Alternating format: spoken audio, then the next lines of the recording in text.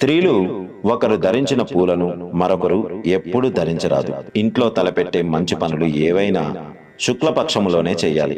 అంటే అమావాస్య నుండి పౌర్ణమి వరకే చేయవలెను. బహుళ పక్షంలో చేయకూడదని పండితులు చెబుతున్నారు. స్త్రీలు ఎప్పుడు జుట్టు విరబోసుకొని ఉండకూడదు. ఇది జ్యేష్ఠాదేవి స్వరూపము.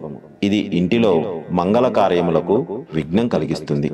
ఎప్పుడైనా ఎవరికైనా ఏమైనా ఇచ్చేటప్పుడు కుడి చేతితో ఇవ్వాలి, ఎడమ చేతిని ఉపయోగించకూడదు. సుమంగళి స్త్రీలు రాత్రి వేళలందు అలిగి ఆహారం తినకుండా నిద్రించకూడదు. అలాగే శుక్రవారం నాడు గాని, జీతము వచ్చిన వెంటనే గాని ముందుగా ఉప్పు కొనండి.